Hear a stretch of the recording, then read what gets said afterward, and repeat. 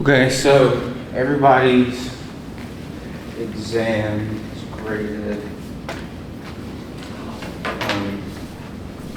Everybody has, except for Christian, everybody has their exam too. Keep these exams, okay? Some of these questions are going to be identical to what's on your final exam. So if you didn't get the information, make sure you're going through it. There were, questions in terms of, does anybody have any specific questions about questions on the exam? Like,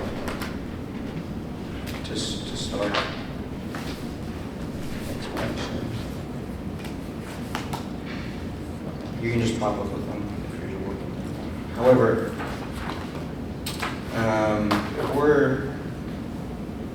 there wasn't any questions that I saw consistently missed outside of just like memorization. Like, of course, this question was missed, but that's just memorization type of stuff. 3 sodium out, 2 potassium in.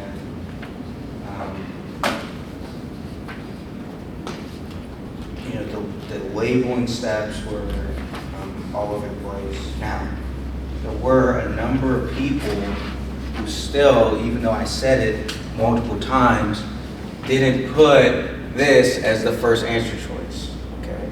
Now, I told you all before you started the exam, on these steps, I give you the first answer choice. That's one point I had a few people missed, which I thought was kind of shocking. These, I probably won't do this again, something like this. But for the most part, a lot of people got these correct in terms of requiring ATP, not requiring ATP. Now, for some, I did accept both. For example, secondary active transport, I accepted. There were a number of questions I accepted 2 answers for. In this case, I would have accepted B and C, just because I wasn't really specific. B, the 3 was the same between both of them. They both utilize a transport protein.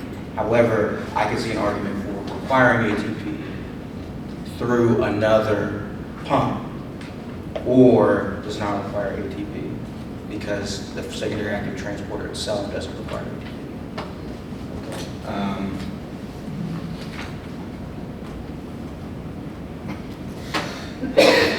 Now, true false for the most part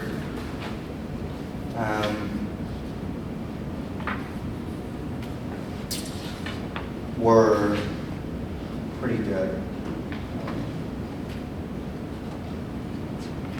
And of course, everybody has the answers on their sheet because I graded by hand and I put X and the correct answer choice next to whatever you got wrong. This, though, there were 2 sections that were missed the most, and this one was missed the most. Of course, a lot of people miss these things. You have to know what the organelles are doing. And what I commonly saw is site of ATP production and cellular respiration. A lot of people put nucleus there. At least 4 people, maybe 5 individuals put site of the nucleus as site of ATP production. The mitochondria, and I'm pointing this out because that's, this one you gotta get. The mitochondria is where we're making ATP, okay? Not the nucleus. The nucleus stores the entire cell's DNA.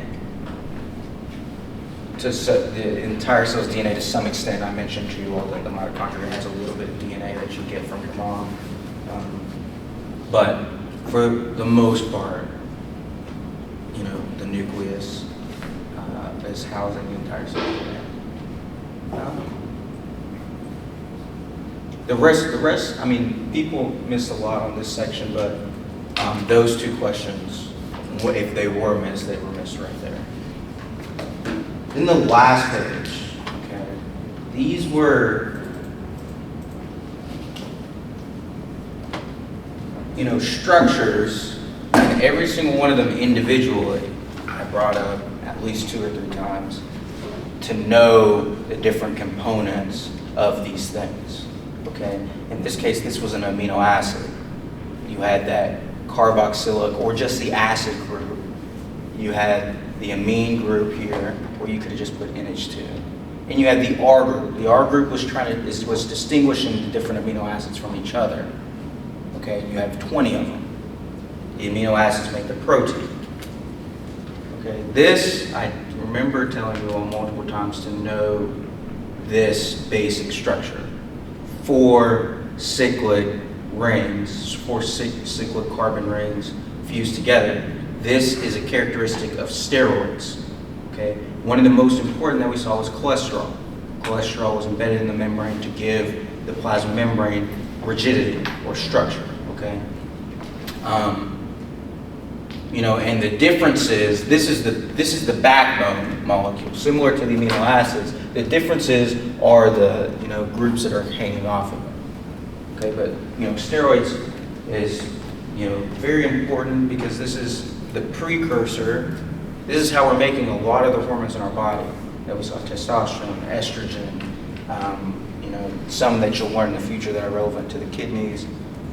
Many steroids are coming from this compound. Then we had the deoxyribose and ribose. I know I pointed out multiple times, I told you I will give you all this structure on an exam. I said that outright. And that you would need to identify here the difference in the two compounds. Okay?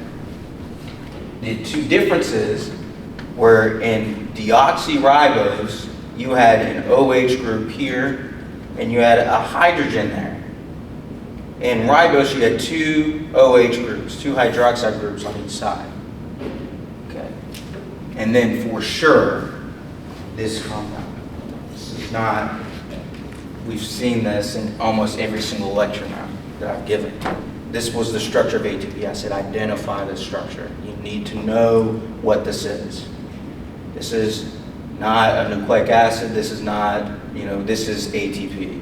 And you have to know that. This is one of the most important molecules that you'll come across in any of your classes that you'll take that have to do with the sciences.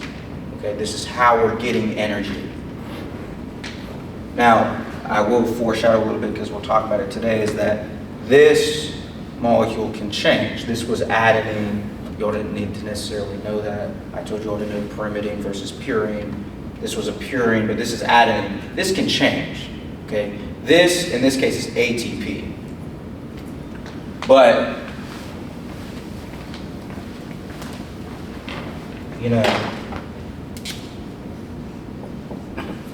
ATP is adenine. If I said GTP, which is a very common molecule, what would the G be? Guanine. Now TTP, this is something that's not, you won't ever run across a TTP, but you know that that's thymine. And of course there's CTP, which is not common at all. You'll never run across these two, but you certainly will run across a GTP and ATP. ATP, of course, most common. You all need to know these structures. These aren't the last, and I didn't say memorize them, but you just have to be able to identify them. Okay. But this one for sure, and this for sure. You need to know that steroids are a 4 carbon ring structure.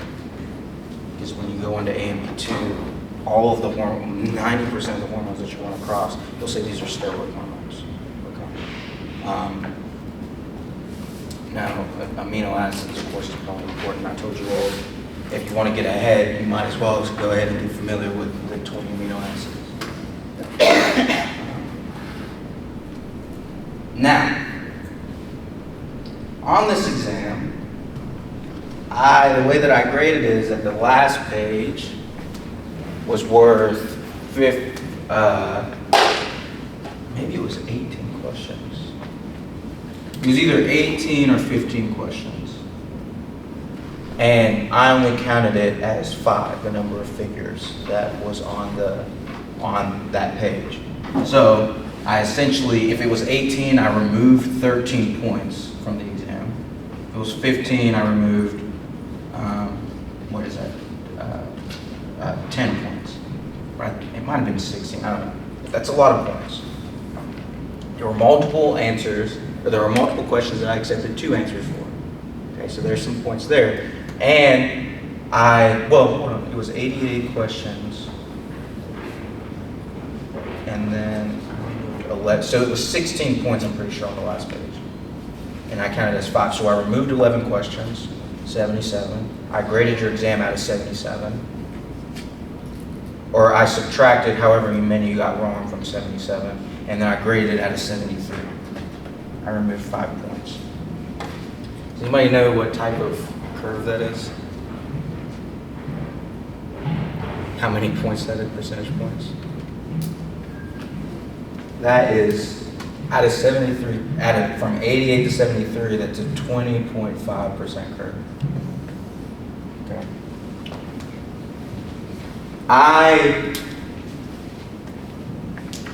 And the multiple choice questions in Watch Part were not very difficult. I can understand maybe the step processes, the last question, but of course I accept, so not even 20.5%, I accepted multiple questions with multiple answers.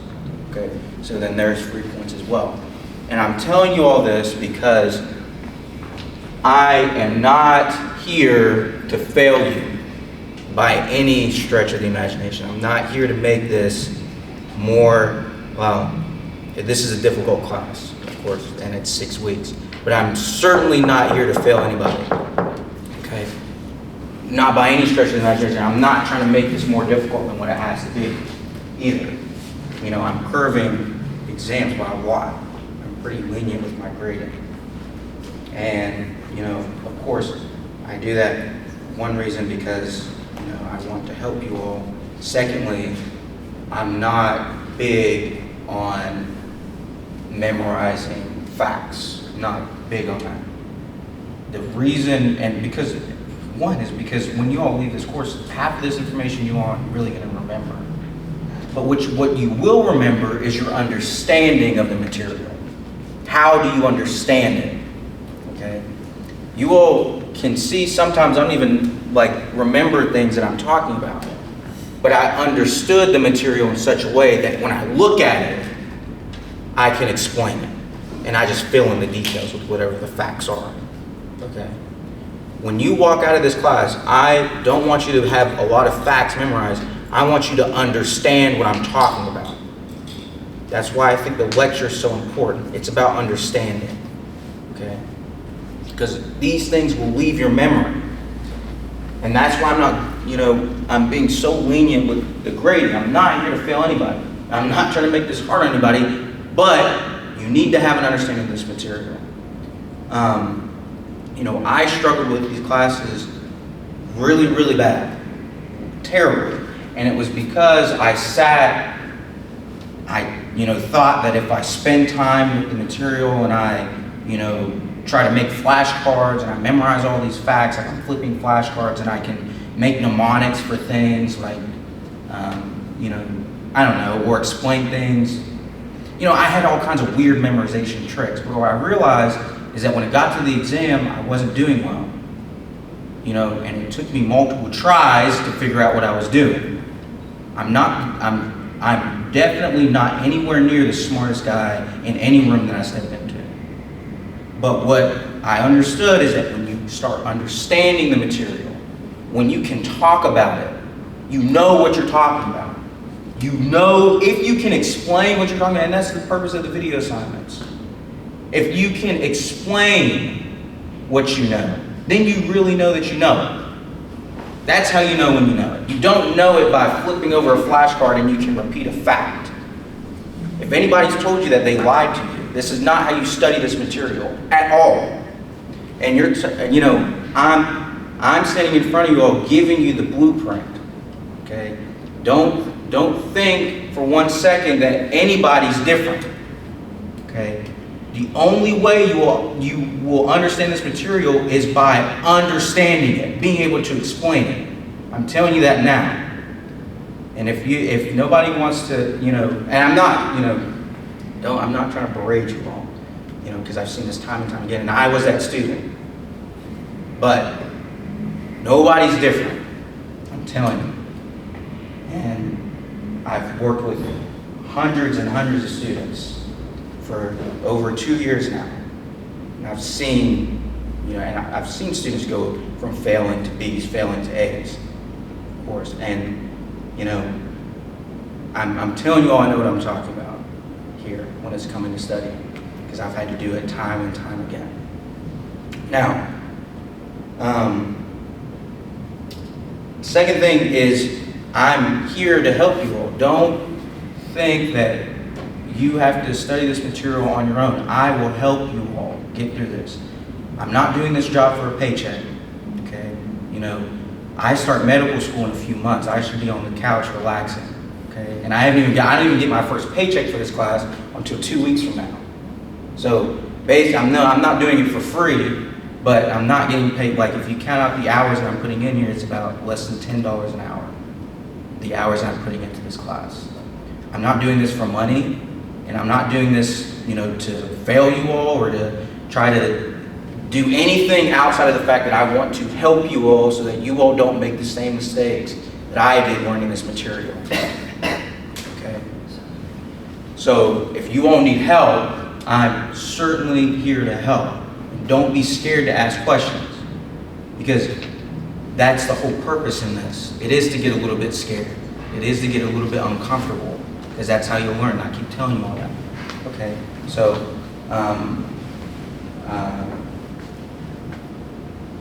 take that for what you want. And if anybody's not doing the way that they want to in this class, there is certainly room for improvement. Of course, the final exam will replace your lowest exam grade. I'm telling you, I've seen it happen, but it takes work. And it's a lot more work with a 6-week course. So if you want to go, put your foot on the gas now. Okay? All right.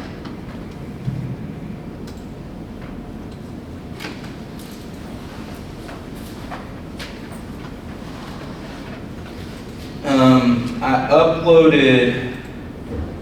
Wait, did we finish?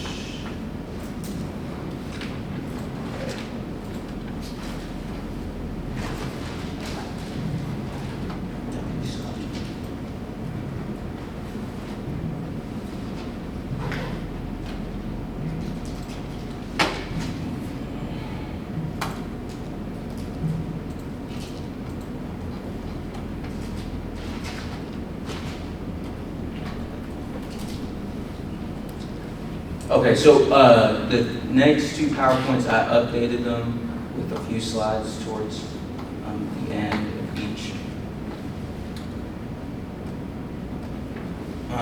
So we finished off talking about neurons. I told you all that they're really weird looking cells, and even they all don't look, the majority of them don't even look like this. Okay, they look very different depending on the neuron, and we have millions of them.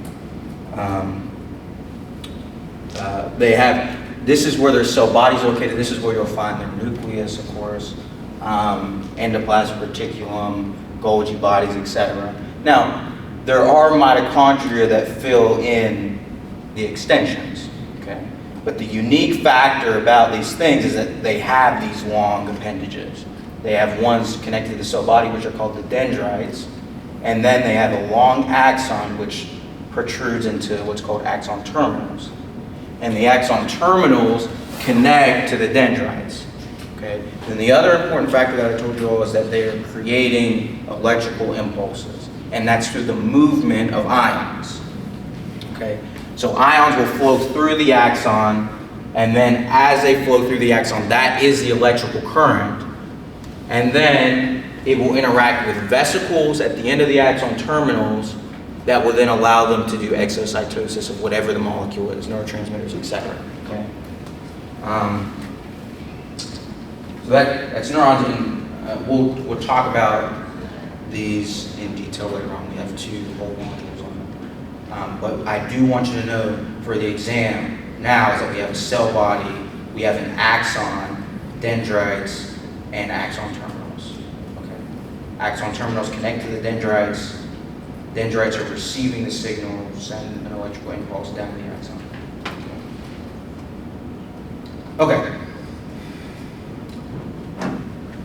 So, there are multiple ways that cells communicate with each other.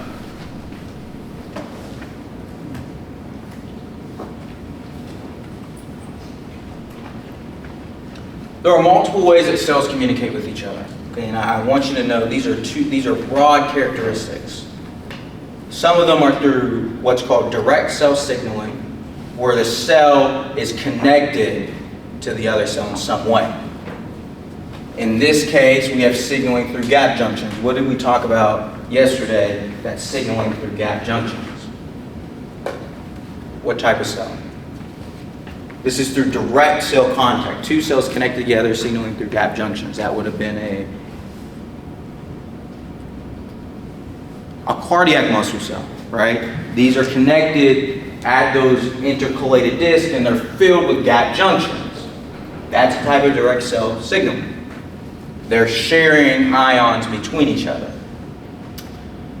There's something called plasmodesmata. I don't really need to know that's similar to gap junctions. However, there's another one where cells can have receptors on them, and cells can have the chemical ligand or the chemical that's binding to the receptor on it as well on the surface of the cell. This is common in white blood cells and cells that are flowing through the blood because they are moving. So as they're flowing, maybe an immune cell is flowing through the blood and sees a pathogen or something. That probably wouldn't happen, but it sees a pathogen, some sort of bacteria, it will bind to it via the receptor that's on its surface. That's through direct cell signaling. Now, juxtacrine signaling, you don't need to know that term. But you need to know cell or direct cell signaling is whenever the cells are connecting to each other in some way. Okay.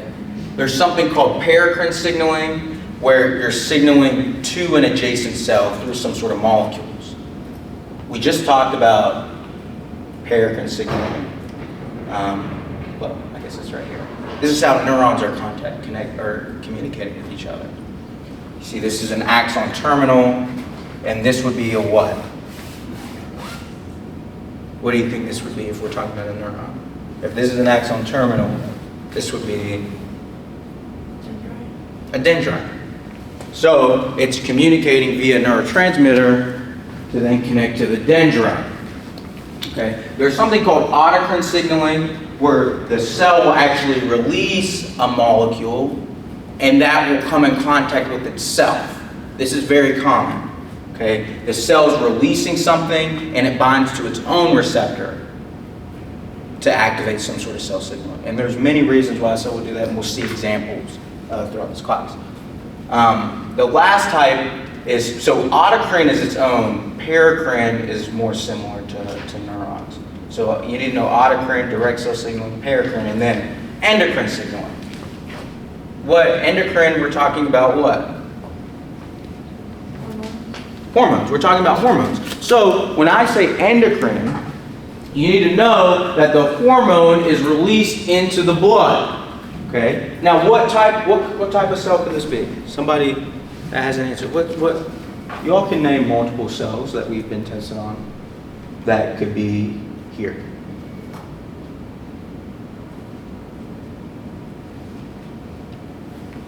Name a cell. We know we've learned. And they're simple names.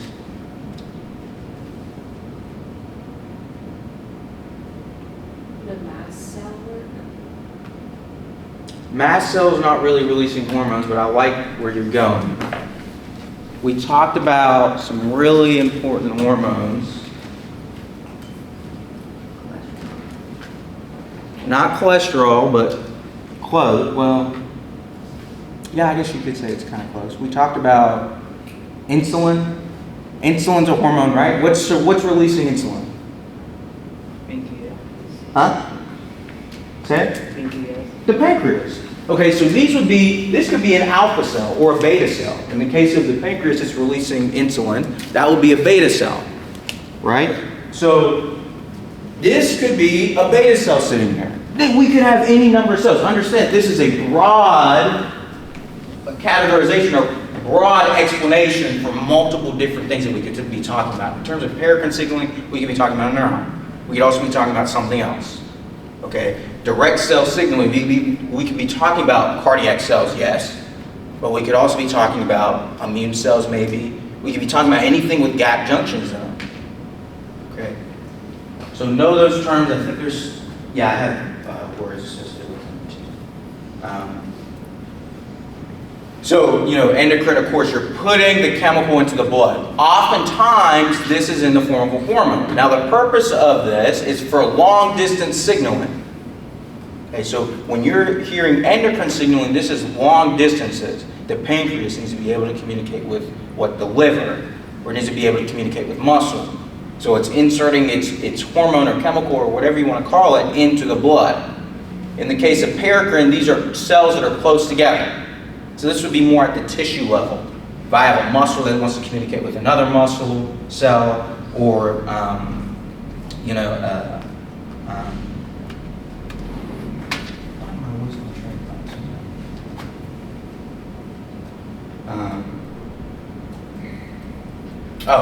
maybe it's the dermis wanting to communicate with the epidermis.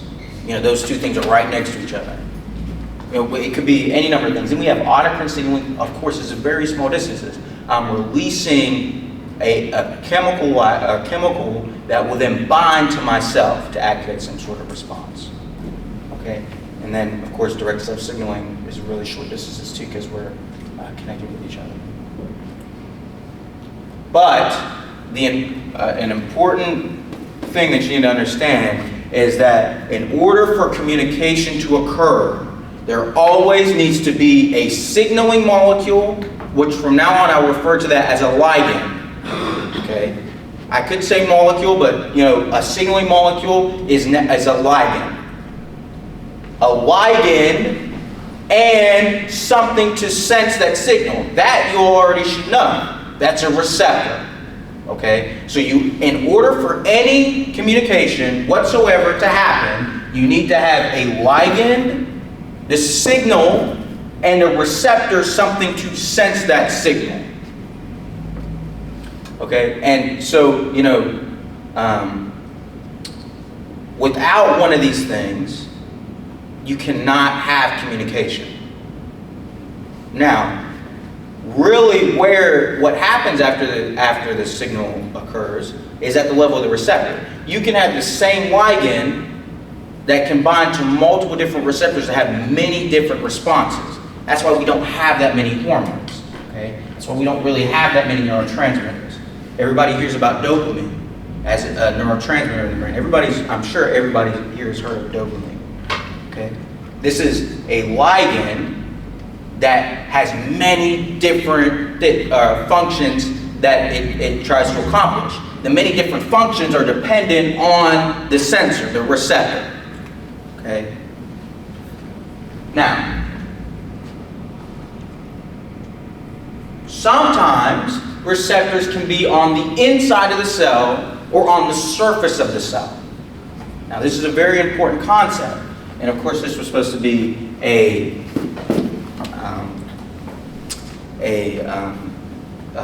animation to pop up. But do you all have any idea why you would want to have a receptor on the surface of the cell versus the inside of the cell? So I'm telling you, a receptor can be in the membrane.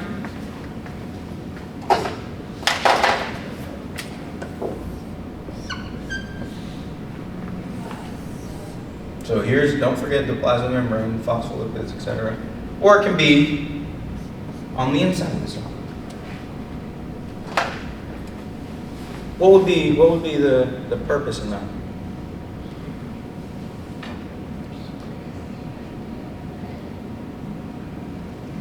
DNA being inside. Okay, it does have to do with DNA. But, why would you have a receptor on the inside of the cell? Why wouldn't they all just be outside? Why wouldn't all the receptors just be on the outside of the cell?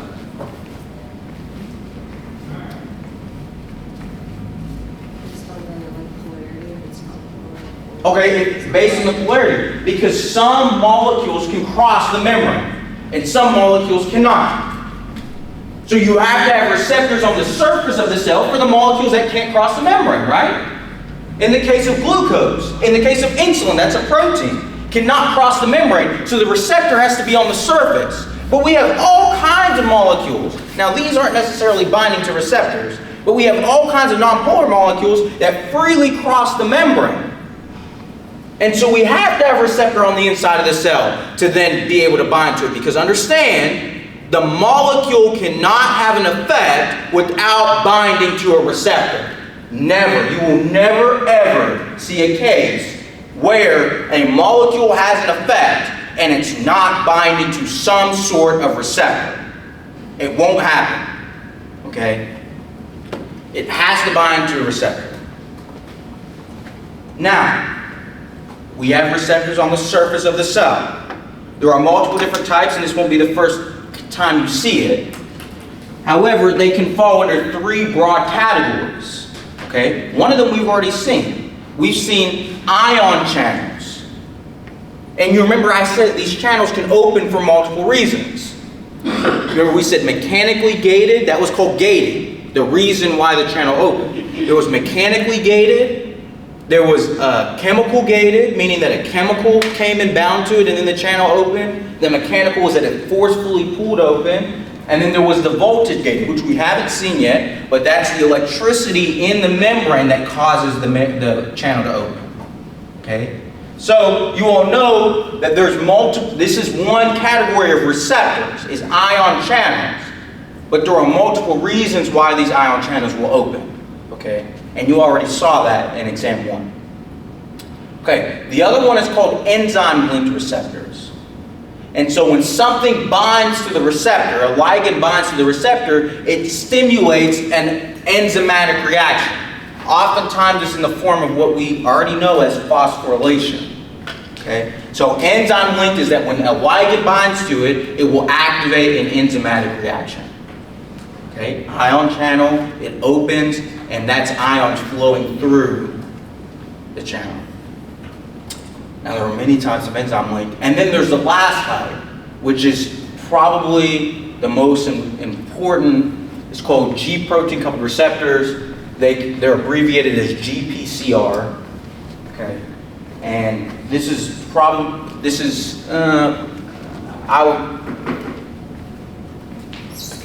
if I know correctly, it could be different now, but this is one of the most abundant classes of proteins in your body, G protein coupled receptors, GPCRs. This encodes a huge amount of your body. Now, again, this brings up a good point. Don't forget that these are all genes, okay? These are proteins. This is a protein in the channel, which means that there's a gene for it. This is a protein within the DNA, sorry, which means that there's a gene for it. G protein coupled receptors, these are proteins. There is a gene for them. Okay. Now, G protein coupled receptors are unique in the fact that they cross the membrane 7 times. That's a feature that's characteristic of these receptors. You'll see it on the final exam. I want you to know it. I think I'll have some text associated with it in future PowerPoints. However, they're unique in that, one, they have 7 membrane spanning domains. So there's 7 domains that go through the membrane. But they also have these 3 small subunit proteins. So these are each individual subunits that sit on the inside of the cell. They're called G proteins. Okay? And a ligand will bind to the G protein, to this GPCR, this receptor, and then these 3 proteins will become activated. Okay? They'll become activated because this GDP will leave, and GTP, which you all have seen already, will actually bind to the alpha subunit. Okay, now those details I don't necessarily want you to know. I do want you to know that GTP makes an active form and GDP is inactive. But when a ligand binds, GDP leaves, which is diphosphate, guanosine diphosphate, and GTP, guanosine triphosphate, will bind. And then these subunits will leave the receptor and then activate the signal inside the cell. Now, what I just explained to you is the same across all G protein coupled receptors. That process is the same. What's different is what happens after that, after these G proteins leave. Okay? And they're important, and we're talking about it because one, they're one of the most abundant genes in your body. The second thing is that G protein coupled receptors are the target of many drugs. Okay? This is the G protein coupled receptors happen to be a type of receptor that's common amongst a lot of ligands. Dopamine, for example, adrenaline, also known as epinephrine, norepinephrine.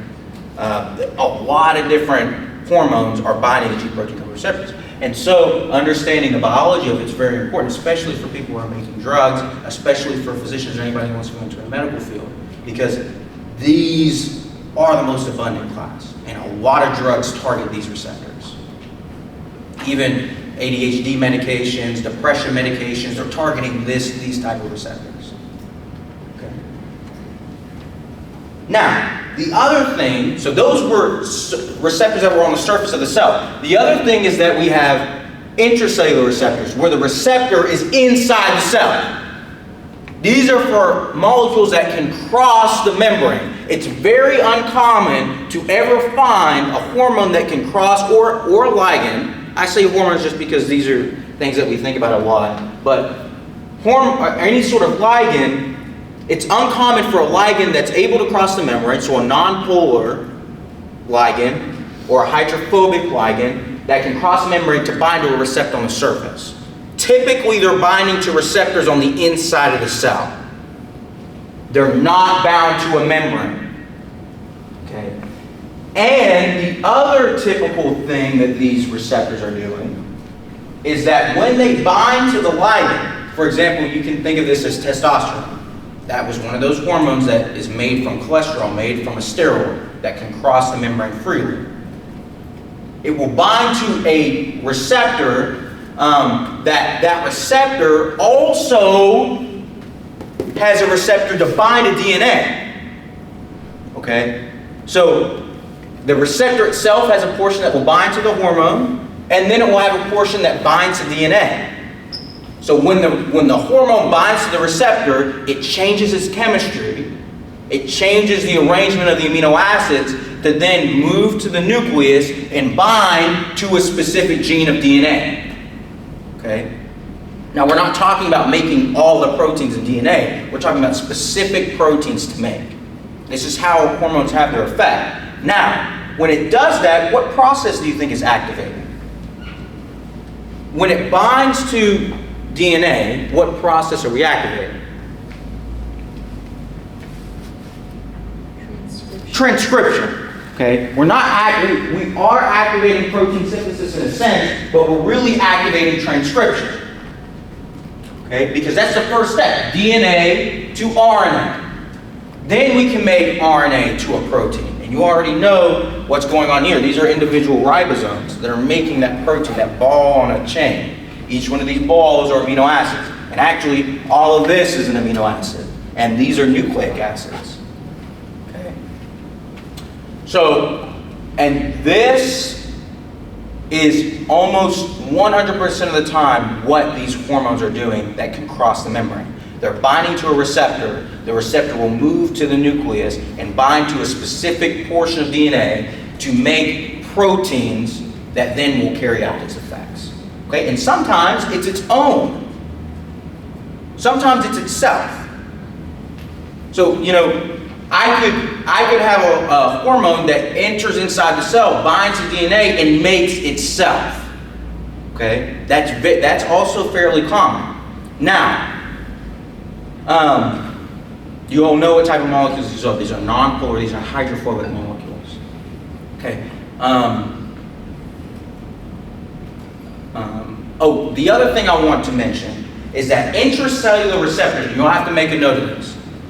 These are long responses. These take a long time to respond because they're binding to the inside of the cell, they're going to DNA, they're activating transcription, they're activating translation, and then making protein, and it has to keep doing that until it makes enough protein to actually have an effect. Now, with extracellular or with membrane-bound receptors, these responses are typically fast. I bind to an ion channel, I open it up, ions flow into the cell. That's a pretty quick response. In the case of enzyme link, I bind to the receptor, I activate an enzymatic reaction. Some other things happen after this, of course, but that's a pretty quick response. Same with G proteins. So extracellular cell surface receptors are a quicker process than intracellular. Okay, does anybody have any questions on that?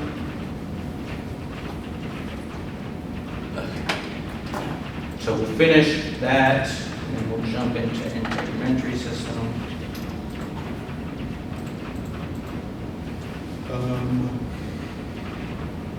Yeah, we'll go through this a little bit. Okay, so now we're jumping into our first organ system. Okay, this is integumentary system. We've talked about this in lab already, but we're more focused again on function. So, integumentary system, its function is to protect the internal environment from getting pathogens, but also keeping the inside of us from going out. So we're keeping debris from coming in, we're keeping our internal environment from leaving the body.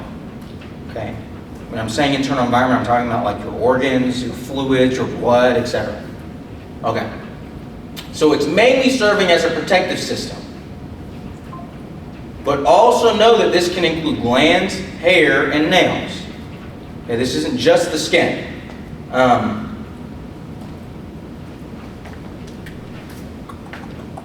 Do you all remember another function that we gave to this system that was outside of protective? There's multiple functions associated with integumentary system.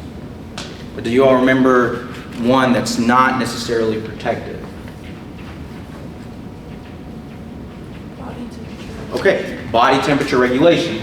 We're regulating one through muscle contraction of the hair follicles, but also blood vessels from having blood flow to the surface or keeping it inside. We're regulating body temperature through this. Within the skin, you all know that we have two layers. We have epidermis, we have dermis. Epidermis is always the apical surface. We've mentioned that. Dermis is underneath the epidermis, and it's well vascularized. You all remember that the layer that sits between these two things is the basal surface, or the basement membrane. Right? Hopefully you all remember that. We have the basal surface of the basement membrane here. Okay. So yeah, of course you all have to know all the structures. I'm not going to test you all necessarily on structures in the lecture, but you all have to know this for a while. Okay. We had the dermis, and then we had what's called the subcutaneous layer, which was down here. And I think in lab, what was it called? Oh, it was called, in lab, it's all, what you all saw in your lab manuals is called hypodermis. Okay? So subcutaneous, some people write sub-Q, is also synonymous with hypodermis. This is where fat is present and some of the larger vessels. Okay? The function of this is to hold the underlying organs, particularly muscle, okay, subcutaneous. It's not, the other thing is it's not considered part of the skin. The hypodermis is not considered part of the skin, or the subcutaneous layer. The skin is epidermis and dermis, not the hypodermis. And of course, I just mentioned it has a lot of adipose tissue. It serves as a shock absorber. Okay? These fat cells are quite large, and they're filled with sort of like oily, or really kind of like butter, or more oily substance. But it also helps absorb heat. Now, we talked about, I mentioned to you on multiple times that we have, stratified squamous epithelium, which was the skin. However, on the skin, we also added this protein called keratin. So the skin has keratinized stratified squamous epithelium. That's what it is. Non-keratinized stratified squamous epithelium is different. That's something that you'd see in the esophagus. And so here's keratin. It's on the apical surface. So these are not squamous cells. That's keratin. And I showed you all or I bring this up because, it's kind of pointing back to the first exam. This is the structure of keratin. What two things do you notice about the structure of keratin from exam 1? I see, one, a helical arrangement. You see the carbons here? So here would be a carbon, there would be the acid group, there would be the amino group, the R group in this case.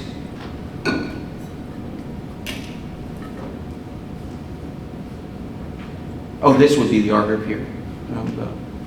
So you all see that this is an amino acid, right? These amino acids are connected to each other, and I know you all, it's not easy to identify when you're looking at a ball and stick model, but this has a helical structure arrangement to it.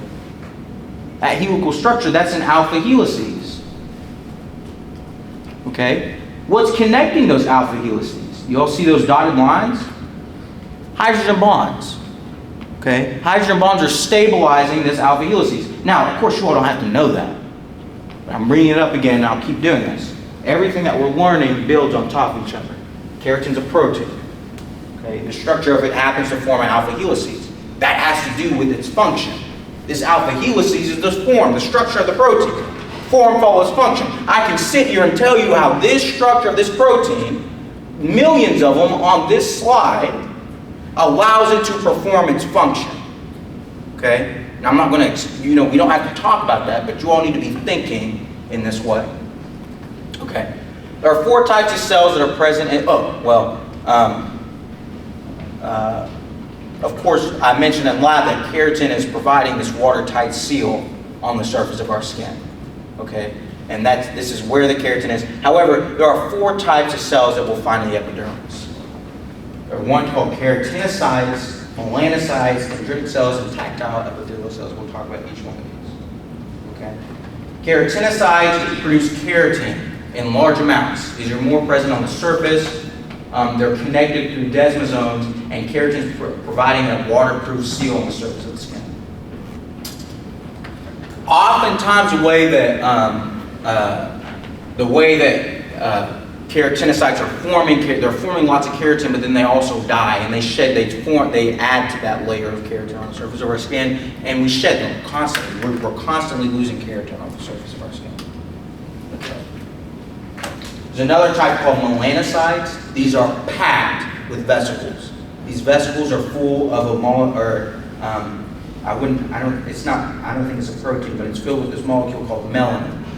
So this cell is producing lots and lots of melanin, and it's packing it into those tiny little cells that we call vesicles inside of it. Now, melanin absorbs UV rays. That's the function of it. Now, we know what UV rays are. That's the electromagnetic radiation. And I told you all that was sort of towards the left of this. If I'm looking at this screen, it was towards the left of the scale, and those waves were really small together, those charged particles moving, those were detrimental to cells. And we'll talk about why in a second. So we have to have a way on the surface of our skin that's exposed to the sun to be able to absorb the UV rays so that it's not damaging our cells. Okay? And that's what melanocytes are doing in the epidermis. They're making vesicles and they're packing them full of molecules, and that happens to be melanin. Okay, there's another type of cell in the skin. It's called dendritic cells in the skin. So dendritic cell is a term that's given, it's a sort of broad term given to a cell that performs a particular function. Depending on where you are, they're given different names. In the case of the skin, they're called Langerhans cells. Okay, so dendritic cells are the type of cell, depending on where you are, they're called different things. In the skin, they're called Langerhans cells, and these are immune cells. Okay?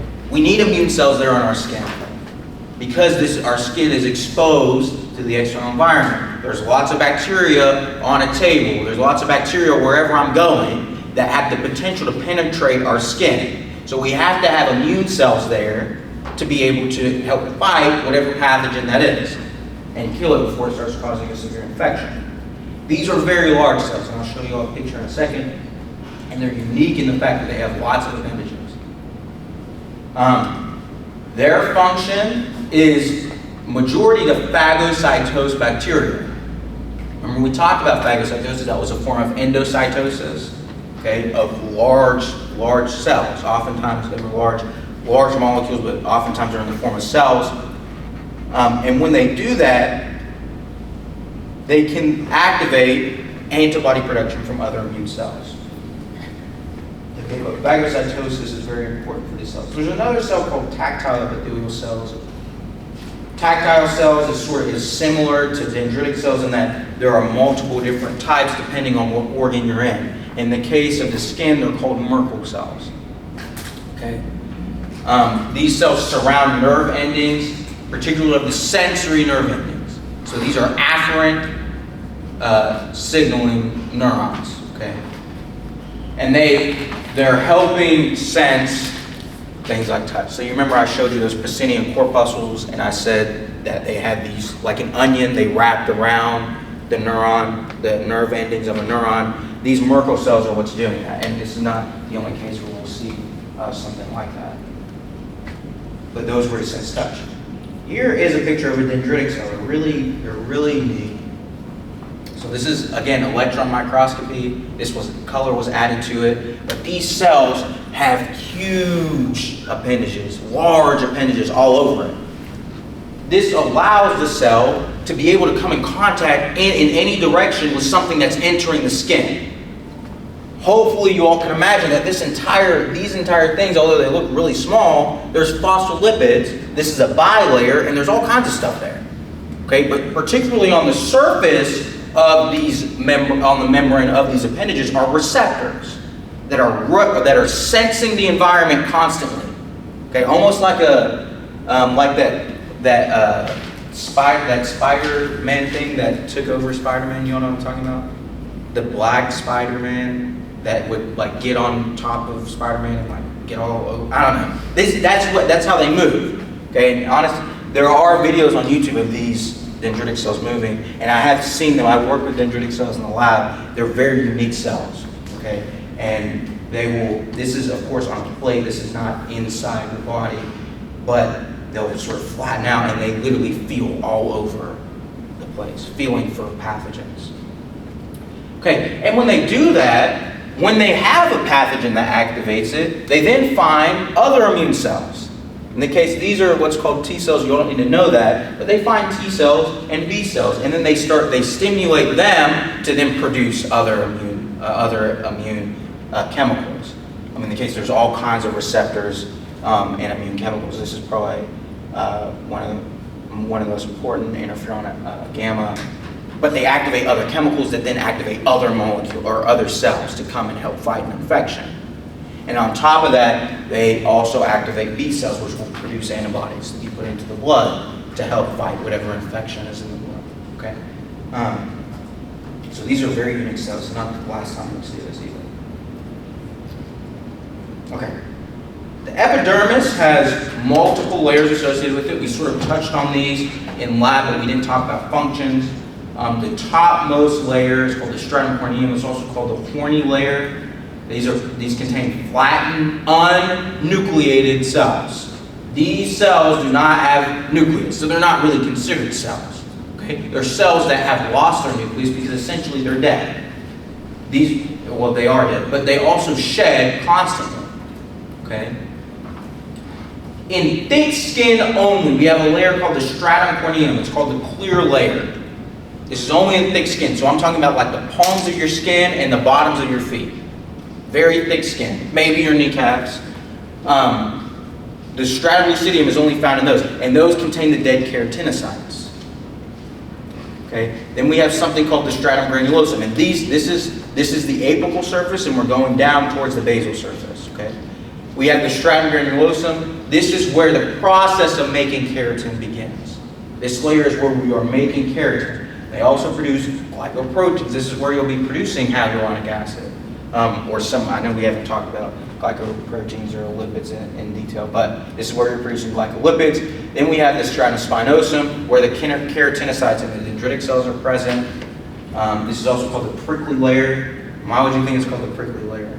If the dendritic cells are there, it's because of their cell shape. And then the bottom, probably the most important, is the stratum basale. or the basal layer of the epidermis. These contain cells that are very mitotic. These cells are constantly undergoing mitosis, and they stay here at the basal layer. They're constantly undergoing mitosis to then produce cells to keep the epidermis keep its structure. Okay? So they're constantly undergoing mitosis. These are considered stem cells. And that by definition, that's really what a stem cell is a cell that's constantly undergoing mitosis. Now there are some that are less differentiated than these. These happen to be very differentiated to where they're making the same cell. But you have tons of stem cells that are undergoing mitosis that then have to undergo differentiation. Okay, so I want you to know these details on this slide. Like I want you to know all of this for the layers and all the bullet points associated with them. Okay. Now, in thick skin, this is also very important. Thick skin has 5 layers. Thin skin has 4 layers. You don't have the stratum lucidium in thin skin. Okay. Now, the dermis is interesting because you have multiple regions. You have the papillary region, which we've talked about. This is where the papilla are. The basal layer forms the papilla. The papilla are these structures here. Okay, and papilla, again, I'll mention this whenever it comes up. Papilla is not something that's unique to skin. Papilla is describing what the structure that you see here. You'll see papilla again in other organs. Okay, you'll see it in the stomach, you'll see it in the small intestines. Papilla is just describing this wave-like arrangement that happens to be made up by the epidermis and the dermis. Okay? Now, that happens to make up the papillary layer, which we already know has areolar connective tissue, and then below that we have this reticular dermis, which contains dense irregular connective tissue. Okay? Now, the dermis provides flexibility to the skin, so I can, of course, take my skin and I can pick it up and it will snap right back. Okay? That gives it a little bit of flexibility. You're not really damaging anything. But there's certain cells that are contained within the connective tissue. One of them is macrophages. Macrophages, I don't know if we brought up before, but they're a type of immune cell, very similar to dendritic cells. They don't have as many appendages, but they're very similar and more abundant. And all they're doing is phagocytosing pathogens. Okay. And they also phagocytose cells that are dying. So say that some of these cells down here die. Macrophages will come and phagocytose those cells to get rid of whatever debris is there. You also have fibroblasts, which is providing multiple structural components to this, to the connective tissue. You have white blood cells. Macrophages would be considered a white blood cell, but you have other types. Okay. Now, the papillary layer creates some unique features depending on where you are in the skin. One of them, and of course you want to know, is of areolar contained with areolar connective tissue. You also have collagen and elastic there. That's what's providing the recoilability of the skin. But also it's loose because we have white blood cells, dendritic cells, macrophages that are there. You remember we saw images of the dermis of irregular connective tissue. I told you there's lots of fluid there. It's like gel-like almost. Okay? This allows for our immune cells to be able to move through this environment and survey the area for pathogens. Okay? Because the skin is the most common place for infection. This is where we're undergoing the most damage. And so it creates openings that bacteria, that viruses, that parasites can move through. And so we have to have a little bit of an environment that's fluid-like so that these cells have the opportunity to move through the environment and find what they need to kill. Okay. Now, the dermal papilla, which papilla again is explaining this characteristic of this structure. These happen to be papilla. Anything with this structure will be called papilla. They add dermal to it so that you know it's in the dermis. So dermal papilla. These, one, allow for capillary beds to insert so that we can supply oxygen to these cells, particularly the basal cells, because the basal cells are undergoing lots and lots of mitosis. This requires lots and lots of energy. We've seen that already. But also some sensory receptors reside in here, particularly the Pacinian corpuscles. However, there's something pretty interesting about these dermal papilla. In thick skin, they get really deep. These things get really, really deep. Okay? Now, that creates something called friction ridges. Okay? And friction ridges allow us to grip things and create things like we know as fingerprints. Okay? Especially on thick skin. So I'm talking about like your feet and the bottoms of your hands. The ridges that you see there, and there's two types. You have these types, and you have the much smaller ones that are making your fingerprints, but they allow us to grip things. Okay? Isn't that another way of form following function? You all are seeing that right now. I don't even have to explain it really to you all. The form or the structure of the dermis is explaining the function of it.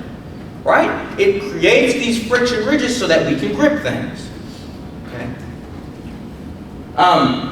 Now, they get there's really two types. One is called flexor lines, which is where we have these. And this allows our hands to fold without causing any damage. Okay? And you see all kinds. You see them between your fingers. You have 3 in between your fingers, and they're in your hands. Right? This allows us to move our hands without stretching or damaging something that would be flat. You'll recognize that if this was completely flat, there would be no room to flex. It would almost rip the skin. Because we have these flexor lines, this allows us to move our hands and our feet in certain ways. We also have another type called cleavage lines. Okay, and cleavage lines are also fairly interesting. You can't really see them.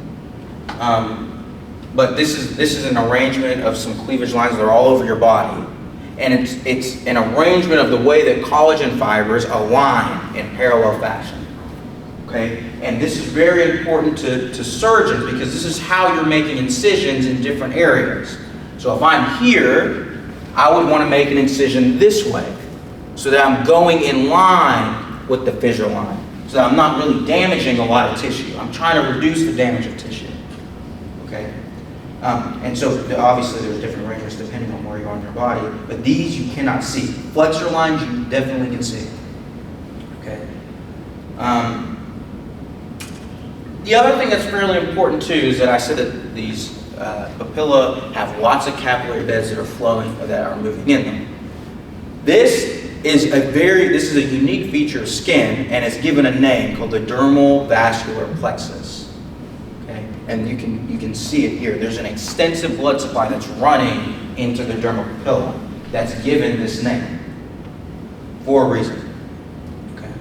And I do want you all to know this name. I want you to know that cleavage lines, you can't see them. Flexor lines, you can. This was making up the deep folds. Okay. Yeah, you all go take a break. Come back at 10:17.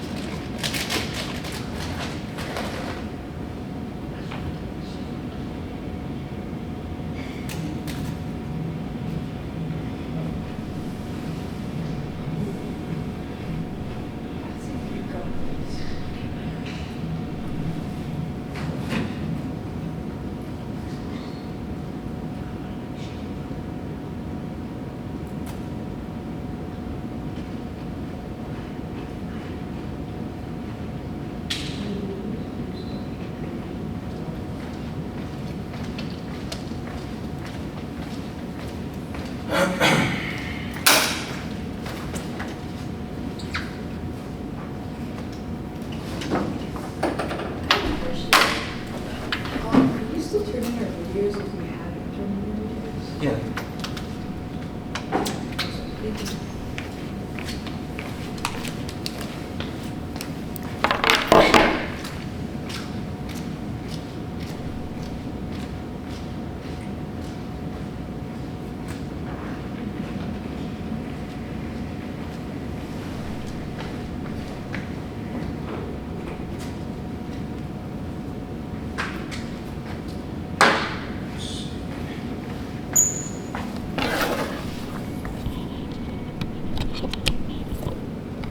Are our quizzes today combined or two? I think, I haven't seen it, but I think it's two separate ones.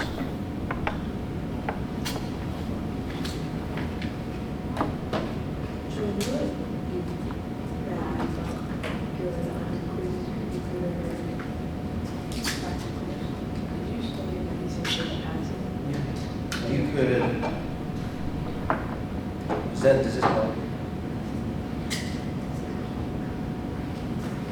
You could get, what you have to get is 60% of the lab to get to pass the class. You could have an A in the course and get, a 50. I mean, like if you get less than 60, then you can't even sit for the final exam. You can get a 60 though in lab, and if you get an A in lecture, you get like a high A, you can still pass with like a B with the class. But the quizzes are also only 5%, I'm pretty sure, of your lab grade in general. So it's The not, lab quizzes?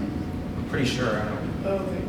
So it's not like a huge quizzes in these courses, which I don't make up the percentage of what makes up the grade. That's what the university gives, but they're each. I'm pretty sure in lecture they're 5%. They're really not much. In lab, I'm pretty sure they're 5%. So you could get a 0 on all the quizzes and get,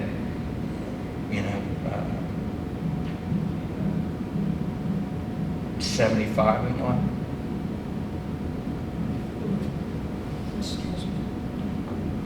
I'm not planning to get zeros in my quiz balance. Yeah, you're trying to point out,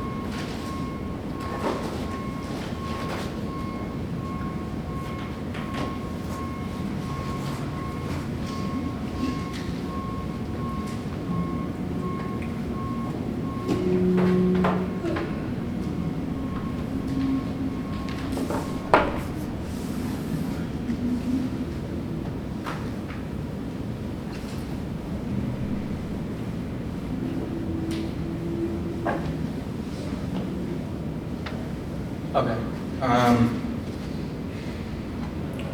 So now we're sort of stepping. So that was really integratory system in quick detail. But there are certain diseases that come up with integratory system that are fairly common, and they mostly come from things that are causing DNA damage.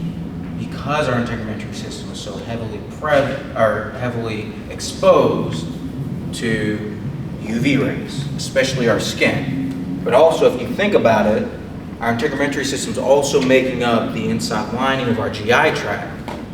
We're eating all kinds of stuff that have potential toxins in them that can be damaging to DNA.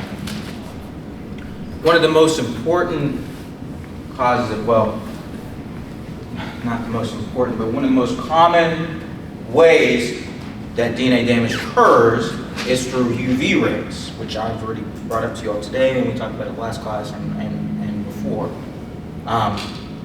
But what specifically UV rays are doing to DNA, and there's multiple different things. This is the most prevalent damage to DNA that UV rays cause, is that they actually break the hydrogen bond in between adenine and thymine pairs, and they connect two thymines on the same DNA strand together.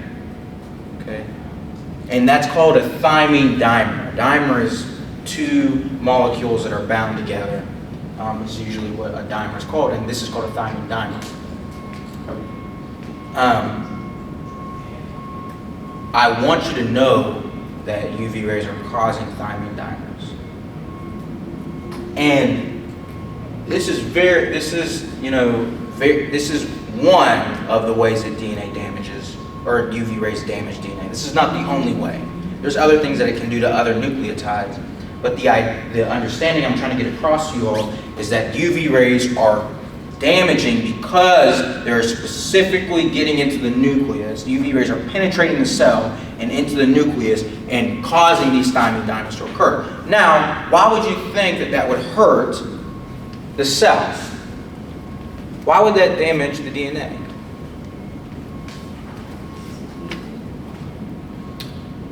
This would not be a form. It could, you could consider it a form mutation, but the reason why, and so I like the mutation thinking. You can consider these mutations. However, the reason why this is damaging is because it damages the protein. You can't make a functional protein from that, and we're not talking about one thymine dimer, right? We're talking about thymine dimers all over the place. This is just one thymine dimer. You all know that you have hundreds or thousands, if not millions of cells. You have millions, if not trillions of thymines, because every single cell has all of your DNA. You're creating thymine dimers here, boom, boom, boom, all the way down DNA. That creates DNA instability. The DNA is unstable. Can you make a functional protein from an unstable DNA? No, you cannot. Absolutely not. Now the problem, you remember when I brought it up to you about the cell cycle, is whenever we don't fix these problems, whenever we start making the cell and it has all these DNA issues. We talked about CDKs, we talked about cyclins, you're allowing the progression to the next. Well, if you have some DNA, you might not be making the cyclins. You should stop DNA progression. You should stop the cell cycle progression. That was G0. Now, what if you start mutating other genes that then cause the cell to continue the cell cycle? Well, you're continuing the cell cycle with damaged DNA. You're not making functional protein. So that cell is not really functional. You're basically making globs of crap. Cells that aren't functioning whatsoever. You have melanocytes, which are supposed to be performing a specific function. You have keratinocytes, which are supposed to be making keratin. Well, what if you start damaging portions of DNA and making these cells that don't do their function properly? Essentially, you simply just have globs of cells. They're there, and they keep going and keep going. Now, what does that do to the rest of what does that do to the normal cells? Well, you start pushing all the normal cells out of the way. Then you have a problem. Okay? You're taking up space in the skin for normal cell functioning with crap cells. Cells that aren't doing anything, okay, and they keep dividing and dividing and dividing, almost literally like a parasite. And it gets really gross. Like seriously, it gives me skin chills. Now, this is like a complicated figure, but I'm trying to bring the point across to you all that DNA damage can come from thymine dimers, but it can also come from multiple other types. You all have to know all of these. Okay, this is for other people, but. You have single-stranded DNA breaks. That could have been, instead of breaks, you can think of damage, essentially. That was maybe a thymine dimer forming. That was on one strand of DNA. You can have double-stranded DNA breaks. And these cause many types of things to occur, okay? You can have DNA adducts, cross-links. You remember we talked about oxidizing and reducing agents. You can oxidize certain portions of DNA and cause linkages between multiple other nucleotides through other ways outside of thymine dimers. And then you can have mutations where you're inserting different nucleotides that don't belong there. And you all can imagine you insert, we're not talking about one, we're talking about like hundreds, okay? You can insert a nucleotide, like for example, I take an A and turn it to a T. Well, you all know that you only have 3 nucleotides that are doing what? That are making a what? Say I have GCC. This is called a what? A codon. Okay, a codon is making a what? An amino acid. And all these amino acids link together to make the functional protein, right? This codes for one specific amino acid. Well, to an extent. Maybe I'll bring up the figure again to show what I'm talking about. But what if I change this G and put a U there through a mutation, some sort of random mutation? You'll understand, maybe 20-25% of the time, that's encoding a different amino acid. That's changing the structure of the protein. Understand that there is no amino acid that's there in a protein that's there for no reason. It's there specifically to cause its structure to form a certain way. You change the amino acid, which you know is an extravagant chemical molecule that's interacting with other amino acids. You're changing the way that that protein is shaped. And that changes its function. Either it changes its function to do something terrible, or it changes its function to do something that's not really doing anything, just like a random protein floating through floating through the cell or whatever, or maybe floating through the blood. Now maybe I'll go back to